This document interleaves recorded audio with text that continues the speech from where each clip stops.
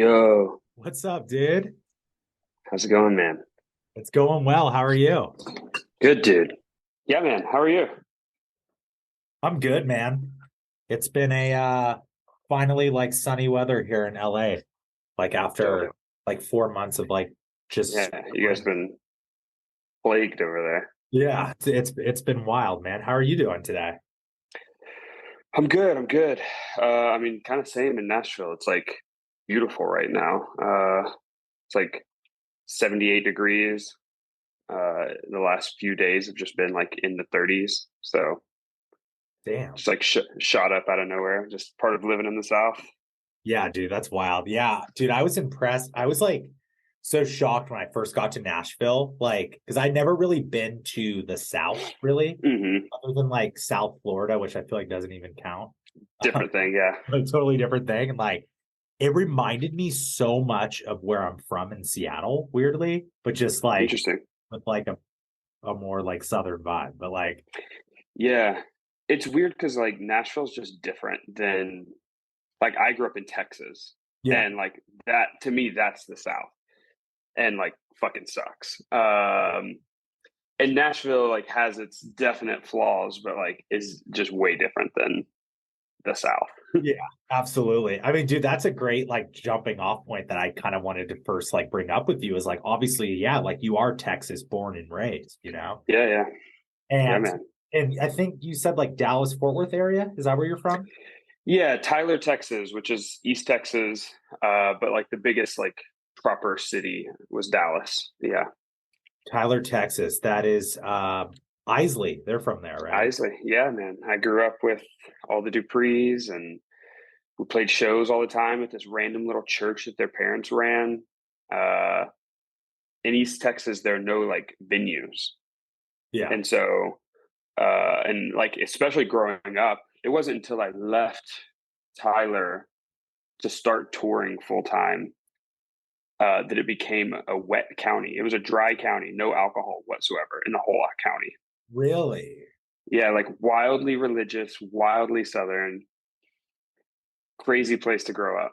Was it like Mormon religious or was it just like evangelical? No, Southern Baptist, like Really? Okay. straight up like fire and brimstone Southern Baptist.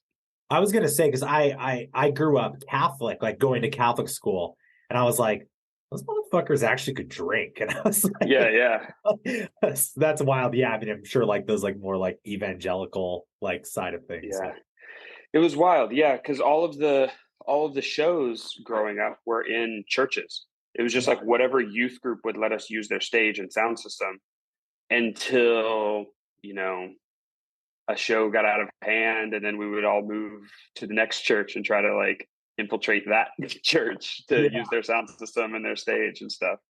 And that Yeah. was probably like the era where like all those like tooth and nail bands were like really popping off and like Oh yeah.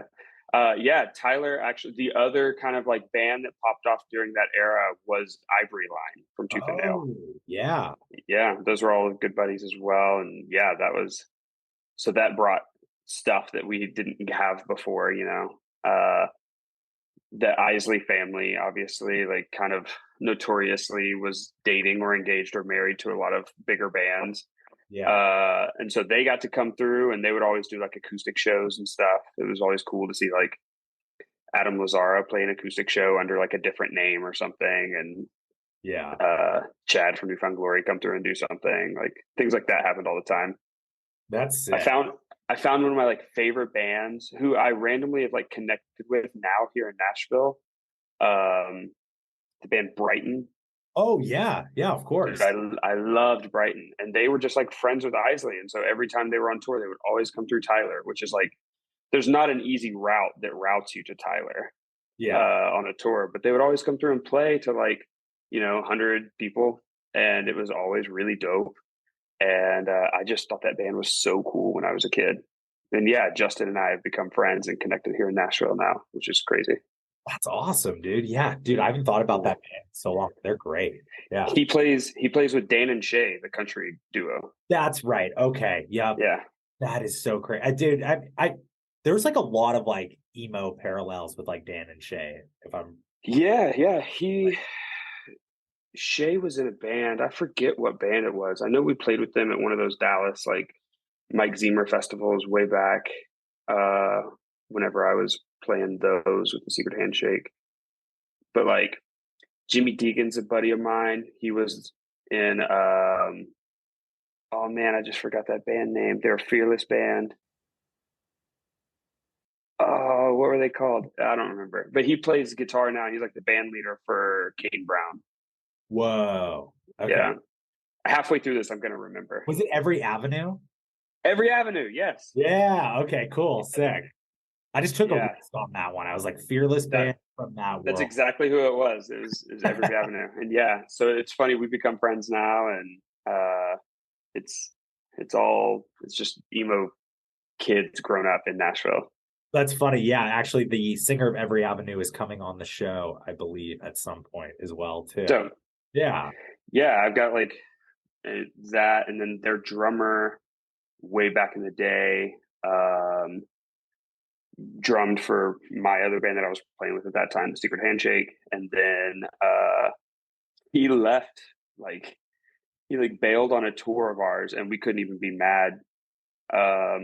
He bailed on a tour of ours one time, like 3 or 4 days before a tour, because Saves the Day called him, and he still to this day plays drums for Saves the Day, and we were like, yeah. You're like, yeah, go do it. Yeah. But yeah, that was crazy. That's crazy. So I kind of want to go back a little more back in time. So like, obviously, cool. Like growing up in Texas, and like, obviously, like, you know, I've interviewed you before, so I know a lot of things, and I want to touch on some more of those things, but I feel like I want to go back in time and sort of figure out, you know, who was Jake as a kid, discovering music? Like, when did you first realize you could write songs? And like, what was like sort of like those first moments like growing up where like you're like, okay, I think music might be my thing, whether just as a listener or as a songwriter or just playing? Like, what was like that moment? Yeah, I mean, it's kind of like at this point like a notorious story of mine that like my parents were so young when they had me. They like had me while they were in high school. Okay. And they're still together and like awesome, and they're actually trying to move up here to Nashville this summer. But yeah, you would think I was raised by like a metalhead white father and like a soulful African American woman or something, but it's just the most like normal suburb human beings. Yeah. My dad loved like Kiss and Guns N' Roses at that age. And at that age for him is like 18, 19 years old, you know, by the time I started to kind of care. Yeah. And my mom just loved like Whitney and Mariah and Janet Jackson and TLC and Boys to Men. And like, that's what I loved. And so interesting, because I thought my parents were so cool and we were so broke, and I didn't know like at that time, but we just had this massive boombox in the living room and just like a shit ton of CDs. Yeah. And like everywhere. And because I mean, I've got teenagers raising me, and so they've just got all these CDs, and like my mom would always turn up this boombox really loud when she would vacuum the house so that she could hear it over the vacuum. And I just thought that was like feeling music like shake you physically, like your insides kind of start to like do that thing. Yeah. I just always loved that. Like I thought that was such a cool feeling. Like and so I've just always really liked music, but I grew up thinking I was gonna like play soccer my entire life. Like I played soccer at a pretty high level, played for one of the best clubs in Dallas, and like did the whole thing. But then I would say probably like 8th grade is when I started to realize like, I just don't give a shit about any of the things that these people here give a shit about. Like, and like, I just remember people like once we got into high school being like, oh yeah, we're all gonna like, me and so and so and so and so and so, so we're all going to the same college. We're gonna all do this major. We're gonna room together, and then we're all gonna move back here, and we're gonna live in like this fucking development area that's goofy as hell in Tyler, Texas. And I was just like, I want none of that. Like, I don't even want to be in this zip code anymore. Like, It was just such a like cheesy, like, you know, pop punk story, but whatever. Get out of my hometown. But but I just knew the whole time. And so I got into guitar and stuff kind of just because I guess my mom, I don't know, my mom was maybe in a state of like, I'm completely assuming, I've never honestly even thought about it till right now, that maybe she was in a state of like, I don't know what I'm doing. Like I got married young and had kids young and I want to play guitar. And so she like, Okay. my dad got her guitar lessons, but bought her this like nylon string classical acoustic. Yeah. Okay. And I just remember she would come home with these like Ernie Ball books, like to learn how to play and stuff. And she would go take a lesson, come back, and she had like homework. And then she quit playing guitar because of me. I would learn it quicker. I couldn't wait for her to get home with her homework, and I would figure it out, and I would learn how to play whatever song it was that she was supposed to be learning. Wow. This was supposed to take her a week, and I just became obsessed with it. And then she quit because she was just annoyed with me. And then from there, I honestly was just such a horrible student, and I think I was mostly a horrible student because I knew that school just was not for me. Like I just hated the public school system. I didn't like how it worked. I like figured out early on that it's like, okay, you memorize these things, you cram them in your head, you let them out, and then you never think of them again. Like I'm not actually learning and retaining anything. This is just all stupid. And I was a shithead. And so I just didn't really apply myself, and my parents would ground me from guitar. Wow. That was the only thing that they thought would like break through to me. So I would like borrow a friend's bass, and I would learn how to play bass. Okay. And then I would get grounded from the bass guitar, and then I would learn how to like play piano. We had like a shitty little like Casio keyboard or something. I would learn how to play piano. And so me being a bad student actually made me a better musician. And then I would learn like, you know, the DIY ways of recording. Like there wasn't Pro Tools or any of that stuff at this time, and I definitely couldn't afford any of this stuff. But I had 2 cassette recorders, and I would record guitar or something into a cassette recorder, like record it, and then do the thing where like you hit play and record on the other one, so it's recording that shitty audio, and then you sing into this one. Yep. And I would just do that like for hours, and I guess that's kind of how I got into it.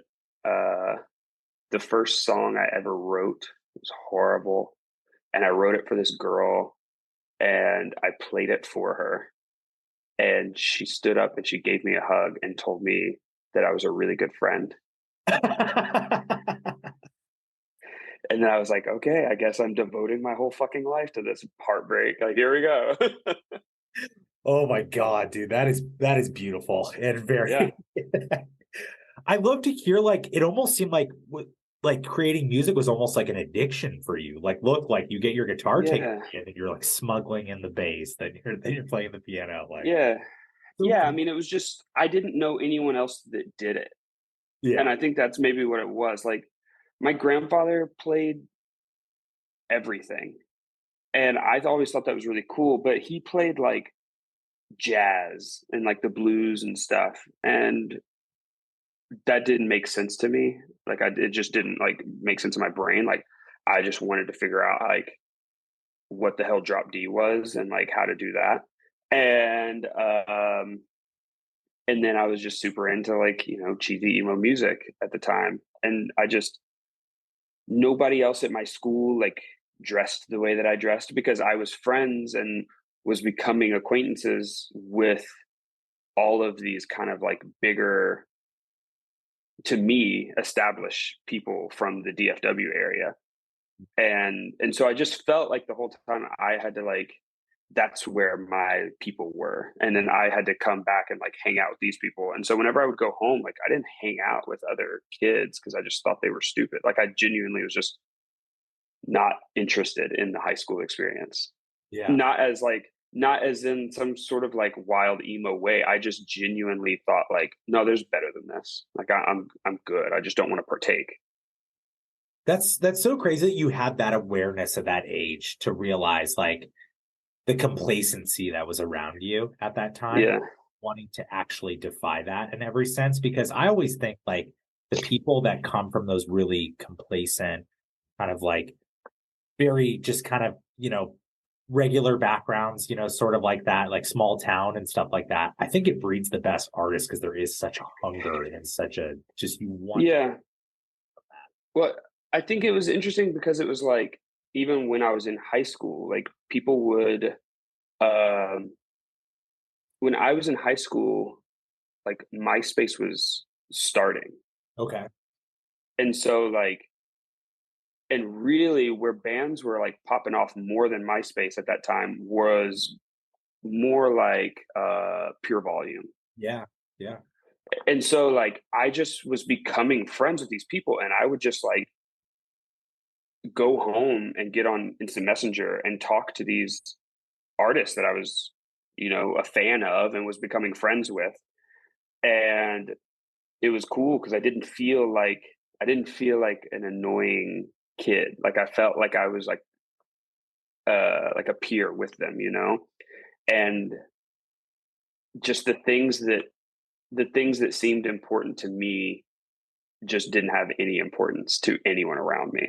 Yeah. And if I tried to relate to somebody, like to relay to them what was important to me, it didn't even compute to them. Like that kind of life wasn't on their radar. Yeah. Yeah. And didn't you say that, like, I think the last time I talked to you, like in an interview setting, like you mentioned like right after you graduated high school, like you hit the road, right? Like you wasted like Pretty much, yeah. I went on tour with the Secret Handshake. Lewis from the Secret Handshake, he uh, instant messaged me and asked me if I would play bass with him with the Secret Handshake, and I thought that was so dope. And he's been a good buddy like since then.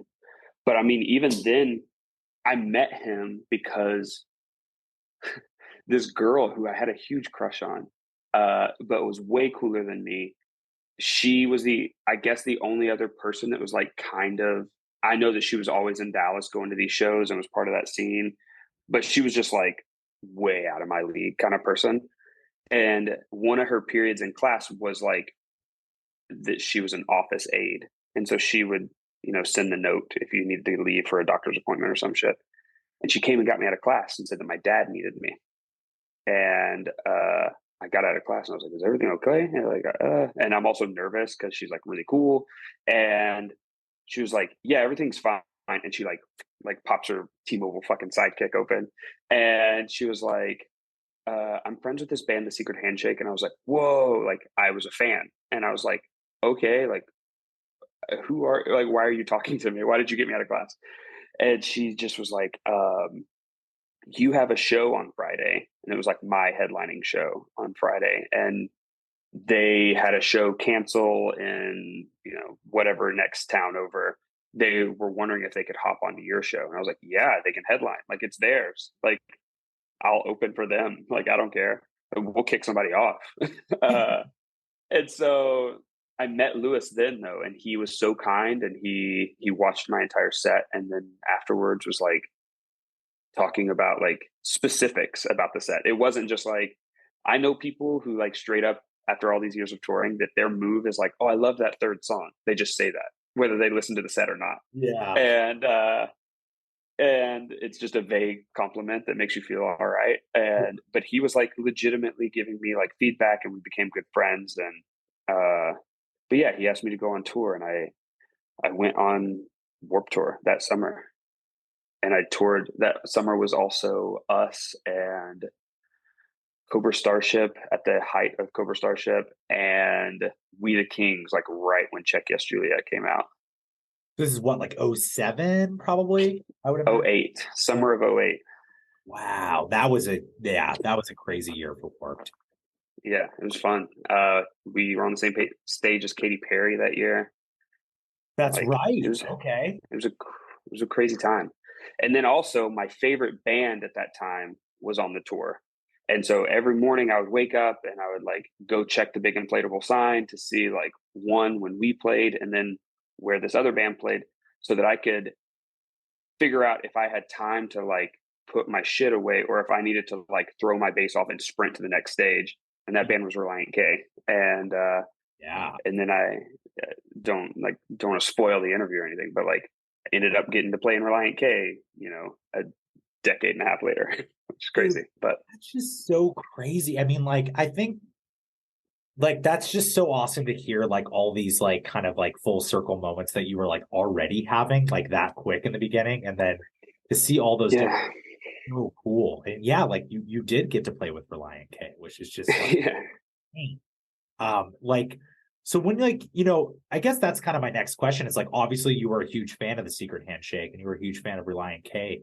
You know, mhm. what kind of goes through your head when you do join like your favorite bands, whether that be, Relient K or Secret Handshake? Like, what sort of goes through your like? I, I don't know, like, because neither of them were things that I was like seeking out. It just happened. And I tell people all the time, I'm kind of like when I go on tour now, I'm the old head. Like I'm the guy that's like talking to these guys that are on the tour, who are doing their like first, second, third, fourth tour ever. And I've just done so much touring at so many different levels, whether it's sleeping in a van or, figuring out how we're getting to the next show, or like being on a bus and like I get woken up and I'm given my in-ears pack and it's like, hey, your stuff's on stage, like time to sound check. Like I've just done so many different levels of this that now I'm the guy that's like telling people when they ask, like half of touring is just being a good person Yeah, and being available and just absolutely like not being a piece of shit. yeah, Like if you're a good person in the music industry, you'll float to the top yeah. of whatever your top is, That's a great message. I mean, like, and it seems like it seems like you've had that code of ethics since the beginning, it sounds like. And like, what Yeah. that comes from? Do you think that just like you were born with it, or was there like an example in your life that sort of taught you like how to just be No. a guy? Because like we're the scene that you came up in at the time, let's be honest, there were a lot of fucking assholes in the scene. Oh Like yeah. a Yeah, lot of yeah. big personalities, like that could Yeah, have yeah. easily poisoned young, sweet Jake's mind at a young age. Yeah. But like it I didn't. was Like Yeah, I mean, I was very lucky for my first like legitimate touring experience. Obviously to be so early on in my life, but obvious also to be with Lewis. yeah, Like truly like, and if you met Lewis current day, honestly, if you met Lewis anytime, he is abrasive as a human being. But his core is like so DIY, like pop punk dude. I mean, he grew up in a metal band playing drums, like before all of this, like a Canadian like death metal band or something. And I just think that like being with him, we did that entire tour in a van and trailer. Everybody else was on a bus. And he did it because he literally was like, these people are miserable because at the end of this tour, they're going to go back to their van and trailer with no money. And we're going to do this next tour and we're all getting paid and we all have money in our pockets and we'll probably upgrade this van. Like these people are blowing everything that they're making in order to stay with another band on a bus. Like, yeah, and they're only going to do it on Warped Tour. And it's all just, I think that since I was young, I don't know where it came from because I don't think that it's wildly rampant necessarily in my family, but like, I think I just have like, if there was a word or something that like defined my, I don't know, being, it would just be like perception.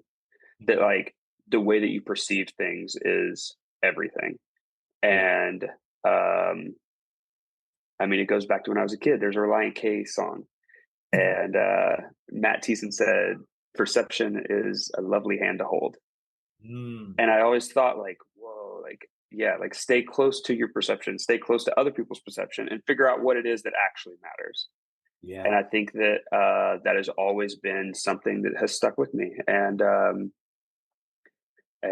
it has allowed me to be able to do things that I never thought I would do. And I literally, like in high school, I had a list because I would just sit there and not pay attention in class, like on purpose. Like I just did not want to be there. But I played soccer and I was like a 4-year letterman, captain of the soccer team. But in order to play, I had to be eligible, and so I did just enough to pass. And I just remember like writing all of these notes all the time, and I was like writing lyrics and like drawing shit. And I had a list of things that I wanted to accomplish as a musician and what I thought was success. And I did all of them that summer. Wow. And I was just like, okay, what else? Like, what else is there now? And so everything from then on, truly, luckily, my perception was based off of the help of Lewis's perception, which was healthy. And I've been able since then to, I was just telling a guy the other day, a friend of mine, we were talking about just, I was telling him that I'm probably going to pump the brakes a little bit on touring. I have 2 kids, and like they're at such a fun age and stuff right now. But I was saying it's almost like there's a skateboarder, Rodney Mullen, who's like a legend. He invented the kickflip. He invented the ollie, really. Of course, yeah. But an absolute legend. But I was using an example. He said this quote. He was quoting Nietzsche, and he said, "What's left at the top of the mountain but lightning?" And I thought, like, damn, like everybody has their own mountaintop. And for me, when I was 17, my mountaintop was that piece of paper, and I got to the top of it immediately. And it feels like, did you ever play Tony Hawk Pro Skater? Every single one of them. Yeah, of course. Yeah. So like in Tony Hawk Pro Skater, there's like the mall scene, for example, or something. Yeah. When you play the mall level, it's like, you can do just enough to pass the level and then go to the next one. And then it's like, once you beat the game, you go back and you play everything and like really try to get all the stuff and like go kind of explore a little bit more. Yeah. That's how I feel. And it's not a cocky thing at all. Like it's truly in the most humble way I can say it. Like, I feel like I beat the game that I wanted to play. And now like Phangs and everything else that I get to do under this umbrella is me just going back and playing the game as much as I want. I'll do all the fun things. I don't have to like get any more check marks. I don't have to like win anything. I'm just enjoying myself in the game that I like to play.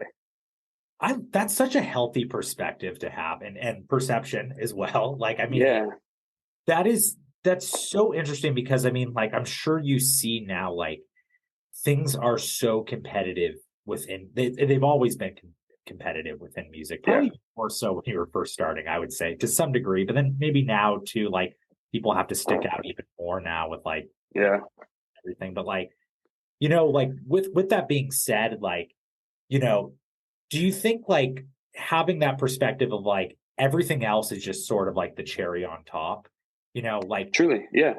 So like with that, like with Phangs, like it seems like that's what Phangs is. It seems like Phangs is just your love letter to music, and you're not trying. Obviously, your songs could be massive hits, but you're not trying to just cash in and make as much money as possible or anything. Yeah, like that. Yeah.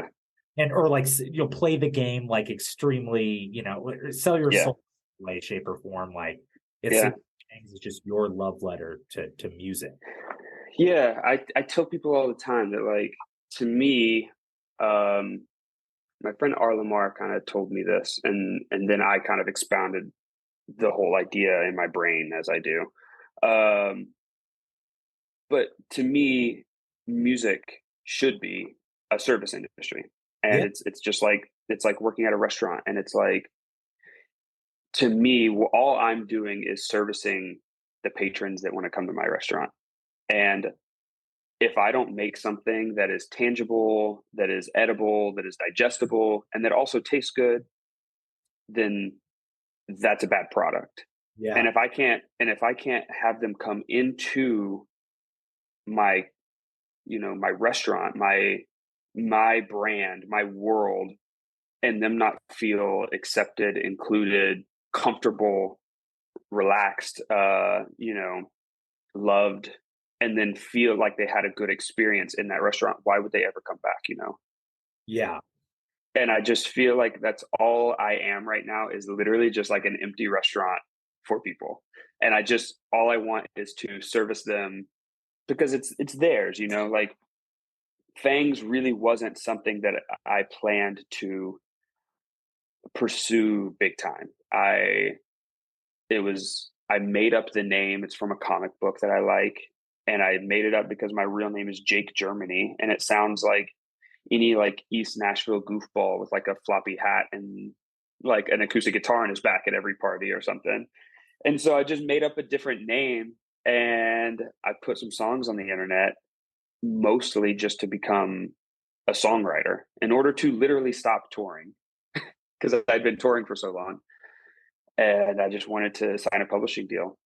And then the internet got a hold of it and it did its thing. And like, I put my first song Cul-de-sac on Noise Trade. That was a thing back then. I don't even know if that's still a thing, but I put the song on there for free and it was the number one song on there for like a month. No promotion, no build up, like it just happened and it was an accident. And so I played like a couple shows and they were all sold out. And I only played 5 songs because that's all I had. And then it was just like, all right, I don't know. Like people started showing up with tattoos of like the teeth logo and stuff. And so I literally am doing this for other people. It's not for me. Like if it was for me, I would have stopped a long time ago. Yeah. Like it is important to me that it is important to other people. Like that's what Phangs is. Exactly. But like when you say that though, like it obviously like there's sacrifices that come with that. Obviously, like you mentioned, yeah, like you have 2 kids now and you have a wife and you have a home yeah. in Nashville, like you love that life. So obviously like you are sacrificing a lot to provide happiness to others and whatnot and to going on the road. But at the same time too, though, like there's also got to be this innate hunger within you as well to provide that form of happiness. That also has to be somewhat of a drug for you as well too, right? Yeah. Well, and that's what's been crazy is that like like I mentioned, like I was trying to not tour so much, and I literally posted something. This maybe like a month and a half ago now, or something, a month ago on Instagram, saying like, I'm not going anywhere. I'm just like, I need a break for a second. Like, I never planned for this to happen, and I felt like I've just been like in a stream with my feet up in case I need to like kick off of a rock or something. But like, I've just been riding the stream that you guys made for me. Yeah. But just like, give me a second, and I'm gonna just kind of pivot my life just a touch, and I'll be right back. Yeah. And it's been crazy because my friend Cody T, he has this like Disney clothing company and I like designed for them. He and I were talking about it and I was kind of telling him about it before I really made the decision. And he was saying like, there's something about people who can recognize that their space that they inhabit is full and being able to like move some of the stuff out of that space, that there's so much goodness outside of that is waiting to come in but hasn't had the space to fill.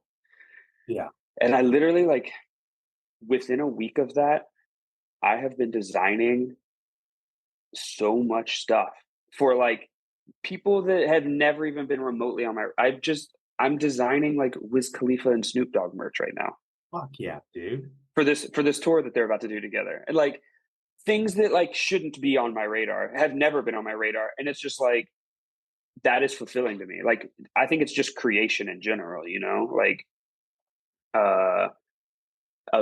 being able to, with Phangs has taught me the resources and kind of refined my craft of design because I did it all myself.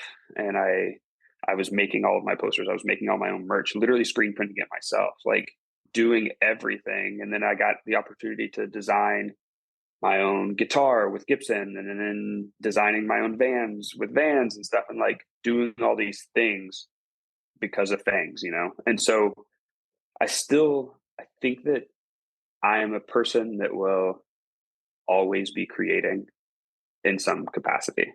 Yeah. I'm the kind of person that like, if I sit still too long, I'll figure out how to like build a table or some shit. I don't know. Like I'm just that guy.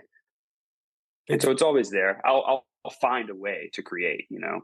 I think that's important. It's almost like Phangs is just like this multimedia personality at this point now. It's music, Truly. it's all these different things. It's a brand. It's a whole Yeah. universe that you're creating. That's really Yeah. And that's exciting to me. Like, personally, I think that that's really exciting to me, and to be able to have this thing that, wouldn't have existed had other people not kind of demanded that it exist. Now being able to touch so many corners of culture is fun to me. Absolutely. And then obviously you mentioned you want to slow down on touring and whatnot, but obviously there is that side of things. I got to see you in LA, and you are such a natural front man, especially after years of not being a front man, playing with bands and whatnot. And sort of, there still is, would you say there still is that hunger to perform, just maybe not playing in 200, which is, nobody should do that no one should be for 200 days out of a year. That's just absurd. But it's obviously do you obviously do love performing though, right? Absolutely. Yeah, I mean, I will tour again. It was once I started Phangs, I don't think a lot of people don't know, because they came in after this. But when Phangs first started, it was just such a crazy time, because even Spotify was just different. Yeah. New Music Friday didn't carry the weight that it carries now. All the playlisting was not a thing. Algorithms weren't a thing. Instagram was in its normal feed, linear time, it was just a different time for that and for content. And I think that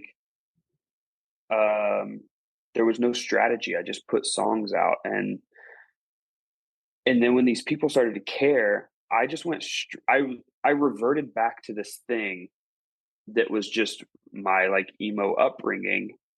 That a lot of people here in Nashville thought was revolutionary. And when I say that, I've been on the cover of multiple magazines here in this city, during that era, talking about what it was that I was doing. All I was doing was playing house shows, which is what I did when I was 16. Yeah. And it was because I knew I literally was touring with Relient K when I started Phangs. And so I was bus touring, flying around, doing all these things. And then these kids were asking for shows. And I was just I can't. I literally, I could go to a venue and be there, but nobody will. It will be you and your 3 friends that are there. There's no actual demand for it besides you guys. And so I just accidentally drunk tweeted one time. Somebody said come play at my house or whatever, and I tweeted and said for sure, I'll play at your house or basement or dorm, whatever, just DM me. Yeah. And we'll make it happen. And I woke up with a couple hundred DMs the next morning, hungover, and I showed my wife, and she was like, I guess you got to do it. And so I literally, with Google Maps, the Notes app, and PayPal, and Twitter DMs, I probably played in that first year of Phangs, probably played 90 house shows. Yeah. And it was just me and an acoustic, or it was me and an electric guitar with some pedals, and I had a vocal, a mic with some effects and stuff. And it was all running through a Roland Jazz Chorus amp that had 2 inputs. So I was running both into the amp. And yeah. Oh man. And so I just was mixing from the pedal boards into the amp, and the amp was just clean tone. And so I just had it all dialed to where I could I was in a tiny Suzuki SUV, and I just drove all over the country by myself and played to these people in their homes. But that was the foundation. Those are the people that still to this day come to shows, and their parents come because I ate pizza with them in their kitchen, and I met their parents, and I pet their dog, during this time where everything is starting to become so digital and reality based. It makes me sound like such an old head dude, but Oh, like not at all. I literally was like meeting these human beings. I was driving to their home where them and their friends got to experience these songs that they loved, and then tell me like why it was important, or like give me these drawings or whatever, and like I have all those things still, and like it was so important to me because I felt like I was getting to a point of almost jadedness of like just having done it already for so many years. And then it was like, oh man, I literally like, I traded in a small truck that wasn't even in my name in Texas to buy my first van. And I just drove around in a van and did this like when I was a kid, like every summer. That's what I did whenever I wasn't in school. And that was all just through like MySpace back then. And then I was just doing it all over. And it was so like this like weird like tap in to the younger me of like the reason why matters, and like really kind of re-engaging that perspective. And it was every night I just left so like I would argue like more fulfilled than playing a sold out show currently with all the production and stuff. I was gonna say, yeah, like I feel like even like as great as it is, like playing a sold out show and like a 2,000 capacity venue, there's got to be something special where it's like 50 people that are generally coming up to you, like you said, like bringing drawings and whatnot and stuff like that, and like feeding you and like actually sitting with them. Like that's so organic and so special that a lot of Yeah. people that are so much bigger than any of us could even imagine, like want that. Like I know Yeah. they want that, like because that's such a big, Yeah. like it's so easy to get in this bubble of just like, no, it's just the industry. How many tickets are sold? It's like you forget that these are actually like people that are coming. Yeah. And I think that that's where I struggle. Like I think that it makes me like again, like I feel like such a like old head sometimes, but it's like I don't give a shit about that stuff. And it's hard because that's what it is, that's the industry that I choose to be a part of. And those numbers do matter. Ticket sales matter, and interactions matter, and stats and all that shit. But like I just don't fucking care. Yeah, Like I just want to make cool stuff. yeah. And like to me, like making a shoe is just as cool as like having a number one album or something. Like I Sure. just want to make cool shit, and that's it. Absolutely. And then, like you look at like, obviously, like you look at your Spotify, there's a song like Always Been You, which is, that was a song that came out, several years ago now. And it's Yeah. different from maybe the Fangs some of us know today, like, or at least like I discovered Yeah. you on I Love Everything That You Hate About Yourself. Like that's like Yeah. I discovered you. And, you could have easily just made more songs like that. But instead, like Yeah. about like going back to your roots and kind of tapping back into that younger version of yourself. It's like, how many people can say that like they can actually get to relive sort of elements of their youth in a really natural and organic way where it's not corny, it's not weird Yeah. like that. It's just like I think anybody would jump at that opportunity to tap back into that like magic of youth again. And that's what I think that album, I Love Everything Yeah. About Yourself, feels like in every sense. Yeah. And I mean, I think that album is just kind of honestly like more than anything, almost a love letter to my own self. Yeah. Like I think that, and I don't know, like I think that Always Been You is special because I just wrote it one day. Like there wasn't any, there wasn't anything that I was basing it off of. There wasn't some fucking tour that was coming up where these agents and management was saying like, yeah, we want to take you, but like what song's coming out next? Or a meeting that I have coming up where they're like, hey, we need 3 new songs to show them. Like I just made a song and that was it. Yeah. And the really special part about it too was that like it just happened to be at the same time that my friend Arlamar was coming up, and he had a song that blew up, and he signed with Avicii's label back then, and like played Kimmel on that song and did all these things, headline Bonnaroo, and at the time that I made that song, literally the two of us were working at a t-shirt shop. Wow. Like just buds, like just hanging out. And like he and another friend of mine who worked at that t-shirt shop with us, who's now a huge A&R for Atlantic. Like the three of us just were like these dudes grinding it out, and they were both the best men at my wedding. And we just made a song, and that was it. And we recorded it on a white unibody MacBook, like those old ones. Yeah. I recorded it on that. Always Been You is recorded on GarageBand. Really? And all the vocals, it's just an SM7 plugged right in, like only using like the GarageBand tools, like plugins. Like I didn't have anything. And so like it's just like the delays in that song, the vocal delays, like it goes like, I guess it's always been you. Yeah. It's literally, this goes back to the fucking cassette. Like when I was a kid, I didn't know how to throw a delay at the time. And so, because I'd been in rock bands, like I didn't know how to produce a pop vocal. And so literally I sang, guess it's always been you. And then I would make another track, and it would go, guess it's always been you. And I would go, you. And then I would make another track, and it would go, guess it's always been you. And each of those yous is me. And they're all different.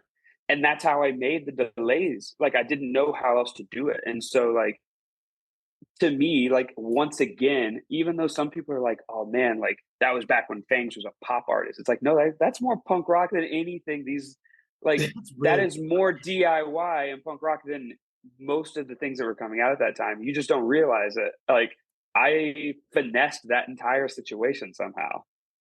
I love that. I just want to do a quick side note on that. Like you're talking about like a delay throw right there. It's so funny. Like years ago when I was producing music, I didn't know how to do proper delay throws. So I would take a book, I would map it to a MIDI controller and actually play it as if it was like a note. Yeah. Like could have just learned how to do a delay throw, but like, you know, like the other funny thing is like, I remember like when trap drums were first really coming off, it's like you have to have like the best hi-hats ever. Yeah.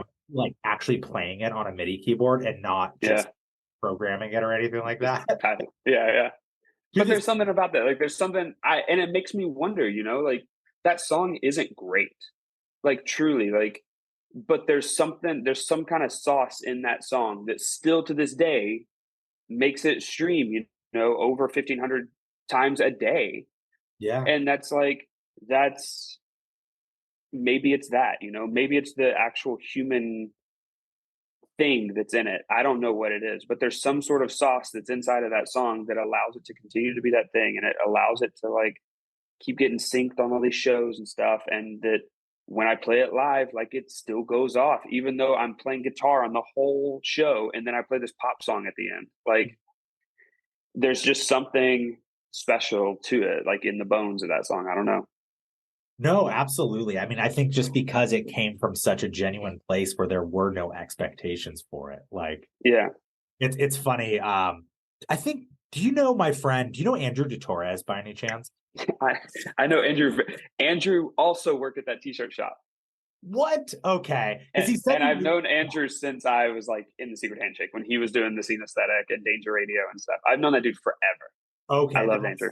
That's a very, very good friend of mine. I love him dearly. Literally, probably talk to him like every day now. And he's like one of my favorite people. And like, remember like his big song was like Beauty and the Breakdown, which is like, and like they recorded that song, him and the other guy in Scene Aesthetic. Literally, their car ran out of gas and they like went inside and like just recorded a song like dicking around, and it just got like streamed like 1 million times. Like they had zero. So I feel like if anybody's listening, like, just fucking make something. That's the thing. Like, just make something tight. Yeah. Just fucking. And that's all it is. That's all it is, truly. And like, I already said it before this. Like, so you know, I mean it. Like, all I want to do is make cool things. Like, I don't care.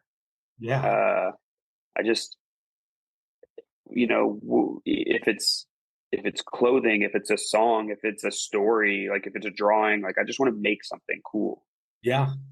Yeah, absolutely. And, you know, just two more quick things, because I don't want to take up more of your time, but just, you know, This is something else that I talked to with another friend of mine who actually lives in Nashville as well. I think you might know him, Sam Tenez.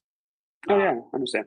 Yeah, great guy. And, like we were talking, like, his new record is sort of, it's tapping back into that spirit of like, pop rock, pop punk, emo, whatever you want to call it. Yeah.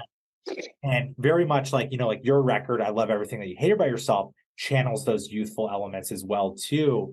And it's kind of feels like a victory lap is what we sort of talked about. It's like where, when you came from this world and now this genre and rock music in general, guitar-based music in general, is making a comeback after so many years of kind of a dark age for guitar music. Yeah.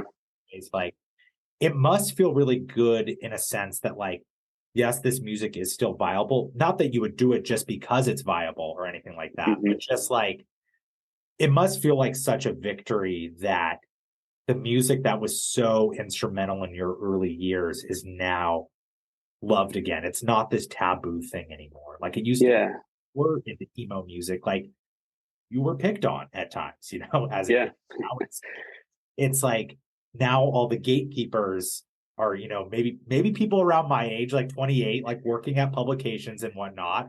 And they're talking about like, no, this shit is good. Like this is every song should be quote unquote emo to a degree. Yeah. I mean, I think that an emo legend current day, it's like a Gen 2 emo legend that people don't know what he was doing Gen 1. Yeah. Is a good friend of mine, Lil Aaron. Yes. Oh like, man. So I knew Aaron back when he was Aaron Jennings and he was playing like acoustic, like Never Shout Never style songs. And like, he was like a fan that introduced himself and we became friends and he designed my MySpace layouts. Really? That he was like a hustler of MySpace layouts. Like he knew how to code and he was the guy. He would make all these like layouts for people. And I've known him since then. We have a song together that I never put out, like as a Fang song, like featuring Lil Aaron. But I like just the other day he FaceTimed me, like, but he is the future. Like he is writing like some of the craziest shit for some of the craziest artists of all times. Like it's crazy.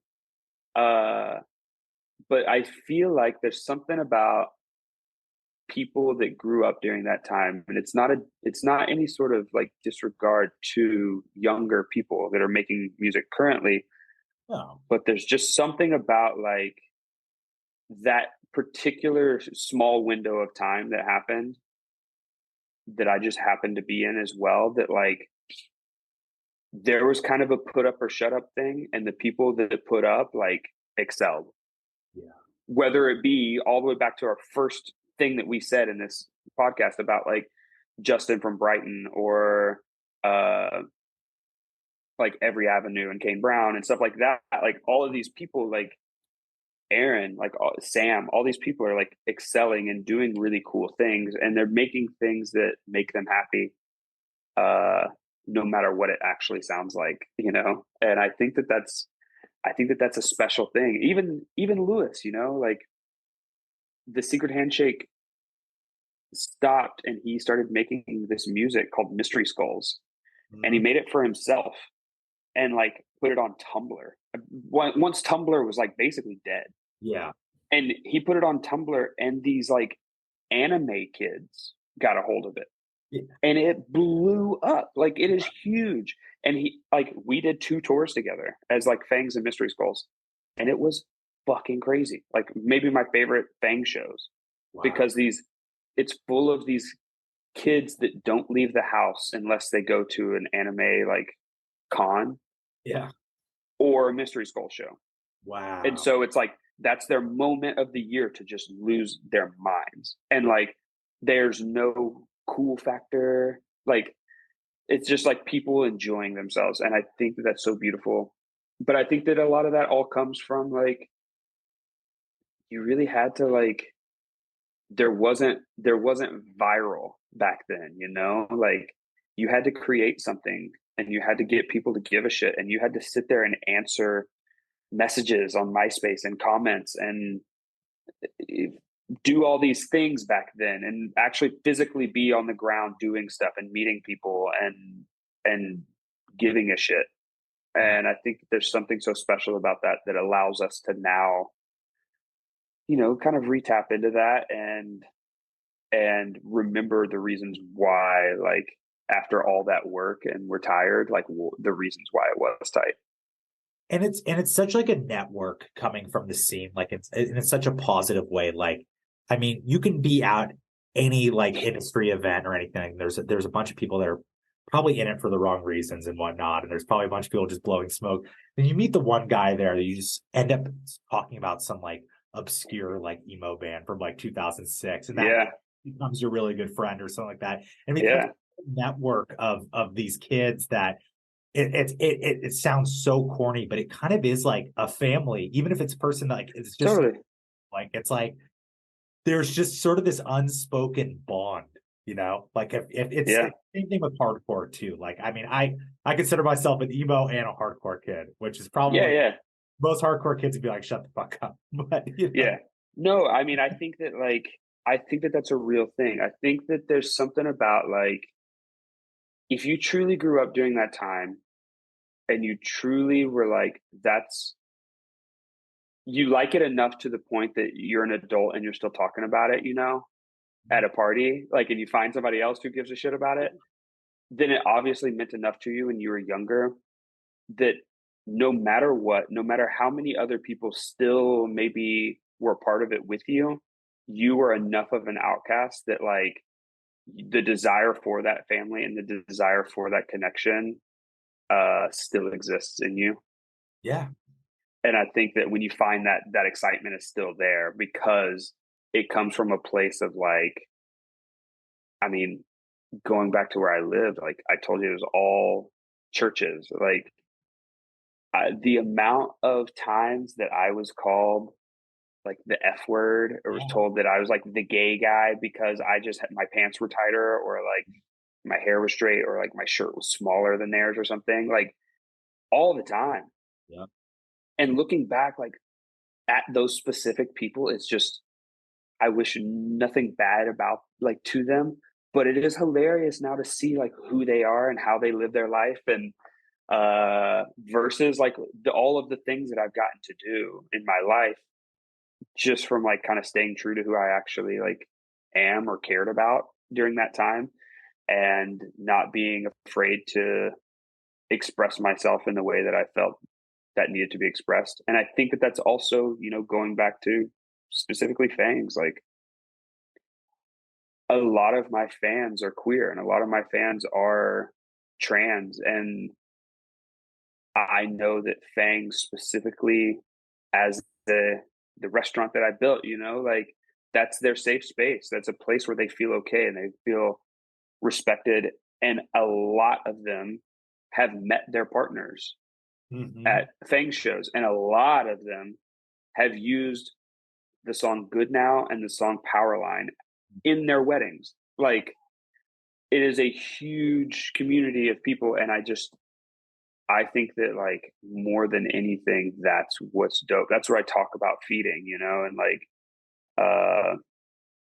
it's important. And I think that that's the same kind of camaraderie that I hope that, years from now, that people would be like, oh, you listen to Phangs? Like, oh my gosh, I can trust you. Like, there's some sort of thing, like, you are home to me in the same way that you're talking about that. I love that. I mean, this is the best restaurant in the world. I want there to be like all over the world, man. It sounds like we got to get some franchisees behind this. Yeah, man. Well, just my last question is obviously, the record is now, I think we're coming up on the year anniversary of the record. Has it already been a year? Crazy. I think, when did it come out? I don't even remember, honestly. It looks like I can get it up for you right now. July 15th, 2022. Okay, so we're coming. So, this is sort of the generic question, but what is kind of next, like, in terms of, like, more music you're writing, design, obviously you mentioned some really exciting designs and whatnot. Just, what's next? Yeah, I mean, there are songs that there are always songs. I've been working on some new stuff. I've been working with my friend Carter a lot from the band Chapel. Okay. I just think he's so cool, and has a similar perspective as I do. He grew up in a metal band on Equal Vision, and then started playing pop music. And if you don't I mind. truly don't know the answer. Okay. But I know that that's the world that he was from originally, and then that he started doing pop, and things went well for a while, and then he kind of disappeared for a while, and then he's kind of coming back. But when he and I are in the room, like our opinions are the same, so it's been really fun in that sense. Because in Nashville, a lot of writing is just like, all right, we got 4 hours, let's crank one out, like, and that's just the end of it. And it's somebody just turning a song into a publisher so that they can check off their work for the day. Yeah. And so it's been fun to kind of slow down and like take my time and write some songs and kind of just feel a little bit and go back and kind of rehash those feelings. But outside of that, I mean, I've been making just a bunch of cool stuff. Yeah. Honestly, like I'm literally in my shop right now. My wife and I have a store in Nashville. Oh yeah. Where it's just like nostalgia based, like custom apparel, and I design everything, and you can come in and like, it's almost like, imagine like a Subway for t-shirts. Like you walk in and you pick like, I want this shirt or this hoodie or this garment, and here's all the designs. Like I want this design, but I want it with these two colors. And it takes like 20 minutes and you get your shirt or your garment or whatever. How did I not check this out when I was in town? What part of Nashville? Yeah. It's in West Nashville. It's in a spot called One City. Okay. But yeah, like, the West. So I just making shit, like, I just made a bunch of designs, let's see, for 90s kids, for their stuff coming up. I did some designs for Chapel. I mean, the Wiz stuff has been insane. I did like a whole line for Wiz, and then that turned into like me getting looped into an email with Snoop's team. And then, yeah, it's just been crazy. So I'm just making stuff. Dude, that is so sick. I gotta ask, how many like marijuana leaves are on the Wiz Khalifa? Dude, I've drawn more marijuana leaves. Like I've drawn more like just weed things in the last like 2 weeks ever. I feel like a little kid or something. I feel like, is it 21 Jump Street? Is it that movie where he's like drawing dicks all the time? Super bad. Super bad. Yeah, I knew it was what's his face, but Jonah Hill. Yeah. But it's like that's me. I'm just like drawing like weed all the time, like just little like marijuana leaves. But it's just funny. Dude, that's incredible. Well, man, yeah, that's just thank you so much for coming on, man. This was such an awesome. Thank you, man. Dude, just so excited for everything you have going on, man. And it's always great catching up. Yeah, dude. Well, yeah, man. Thank you for having me, man. Of course, man. Of course. Well, man, I'll let you go. Just have a great rest of your night. And yeah, man, I'm sure we'll talk soon. Dope, man. Thank you, man. Peace.